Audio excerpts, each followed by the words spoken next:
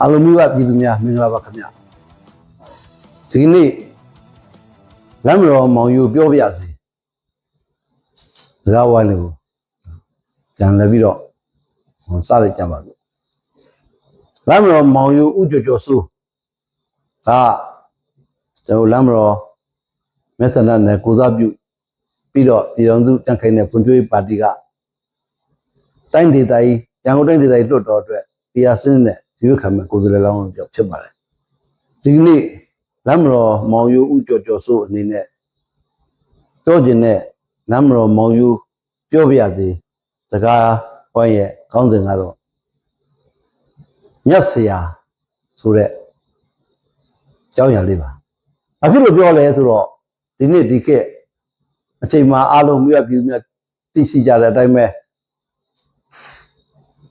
သက်ရွယ်ငယ်ရနှုတ်နေတဲ့ကျောင်းသားလေးတွေ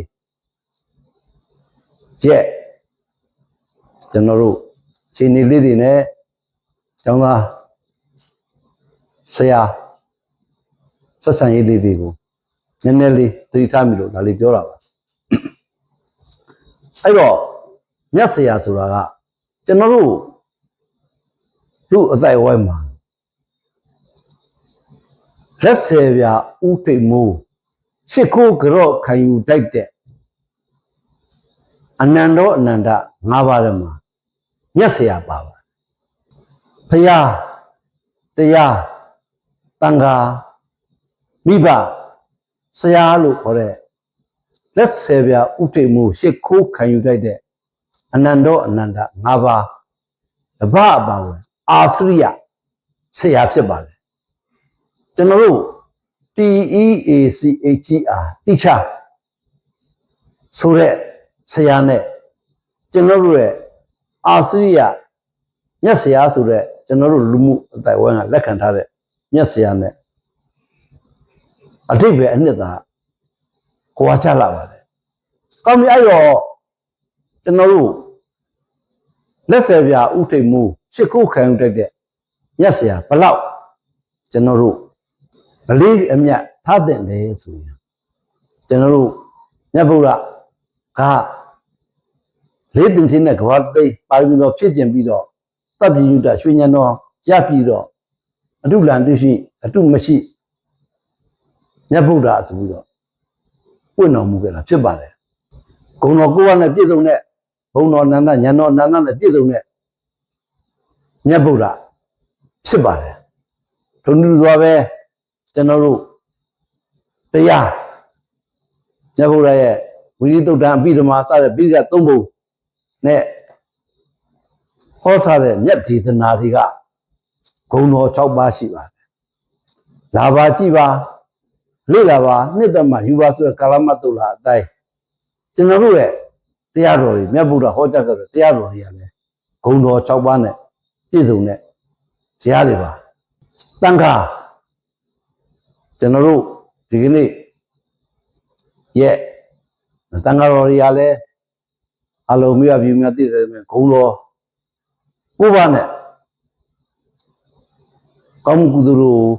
ပြုရန်လေယာမြေသွဲတူတဲ့တန်ခါတွေအထုလူဝဲပြည့်စုံလို့ဝဲနဲ့ယူပြီးတော့လူဝဲဝတ်စုလို့ခံယူတိုက်တဲ့တန်ခါတွေစသဖြင့်ဂုံတော်ကိုပါနဲ့ပြည့်စုံတဲ့တန်ခါတွေပါအဲ့တော့ဒီလိုဖရာတရားတန်ခါနဲ့တကိုင်းနဲ့ထားပြီးတော့လက်ဆယ်ပြဥထိတ်မိုးရှစ်ခိုးခံယူတိုက်တဲ့ပုဂ္ဂိုလ်တွေကဒီကနေ့ကျွန်တော်တို့လူအတိုင်းအဝမ်းကလက်ခံထားတဲ့အာစရိယမြတ်ဆရာပါ TEACHER ဆရာနဲ့ကြွပါတယ်ဒါလေးကိုကျွန်တော်အနေနဲ့ပြောချင်တာပါတိုင်ကောင်းပြီဘုရားတရားတန်ခါပြီးတော့ပါလဲကျွန်တော်တို့မိဘဆိုအလုံးသိပြီးသားဖြစ်တဲ့အတိုင်းပဲဘယ်မိဘမှကိုသားသမီးရဲ့အကျိုးရစေမဲ့အကြောင်းအရာမလုပ်ပါဘူးကိုလာလက်ဆွဲလှမွေးမိခင်နေမှာကျေးဇူးကြီးမှဆိုမွေးထုတ်ပေးသလိုဘဝလက်နဲ့တဲ့ပကုံး ဘဝလက်လုံးပခုံးလက်နှစ်သက်စတဲ့ငယ်ရင်တောင်ကြီးကလေးဘွားနဲ့ကျွေးမွေးစောင့်ရှောက်လာတဲ့မိဘတွေဖြစ်ပါဒုံတူစွာပဲကျွန်တော်တို့သူ့ဝိနည်းရင်ထိမ့်မြတ်ခြင်းလို့ဝင်လာရင်မိဘဝတ္တနဲ့ပြည့်စုံတဲ့မိဘတွေဖြစ်ပါတယ်ဒုံတူစွာပဲကျွန်တော်တို့ညဗုဒ္ဓခေဝေဒာလီမှာကျွန်တော်တို့အဇာတတမင်းနဲ့ကျွန်တော်တို့ဘိမသာအဇာတတမင်းသားနဲ့ဘိမသာမင်းရဲ့မိဘမြတ်တာဟလားကိုဖကေကိုလောက်ကြံပြီးတော့ထိနှံ့ယူမယ်ဆိုတော့သိရနဲ့ဆက်လက်ပြီးတော့ကျုံမဆောင်ရှောက်လာတဲ့ဖကေနဲ့မြတ်တာဒါလည်းမိဘတွေမြတ်တာပါဒီလိုဂုဏ်ကျေးဇူးမြတ်တာစေနိုင်ရှိတဲ့ဘုရားတရားတန်ခါမိဘတွေနဲ့တခိုင်းနဲ့ထားပြီးတော့ရှစ်ကိုဥတင်ကြော့အပ်တဲ့ကျွန်တော်တို့လူအတိုက်ဝမ်းလက်ခံရတဲ့အာသရိယမြတ်ဆရာပါရှေးရှုမြတ်တာဂယုဏနဲ့နာနာချင်းချင်းအပြစ်မြင်တိုင်းဝင်းလွင်မသူဟုတ်တိုင်းဆိုပြီးဆုံးမတ်တကျိုးလိုစိတ်ကဆုံးမတ်တဆရာဟူမဂတ်တို့ကလည်းဒီလိုဆုံးမမြတ်ဆရာတွေဒီလိုဆုံးမထားဖြစ်ပါတယ်ဒါကြောင့်မလို့ကျွန်တော်ဒီကနေ့ခေတ်ကျောင်းသားကျောင်းသူသားတွေသမီးတွေကိုမှာကြကျင်တာတော့ဆရာတို့ညဗုဒ္ဓကျွန်တော်အနန္တောအနန္တ၅ပါးနဲ့တခိုင်းနဲ့ပါဝင်ဖြစ်တဲ့မြတ်ဆရာတွေရဲ့ဆိုဆုံးမမှုကိုတသွေမသိလေးလေးစားစားလိုက်နာပြီးတော့သားတွေသမီးတွေရဲ့ဘဝအောင်မြင်ကြောင်းဆောင်ရွက်နိုင်ကြပါစေလို့တိုက်တွန်းလိုက်ပါတယ်။ဟိုကျေးဇူးတင်ပါတယ်။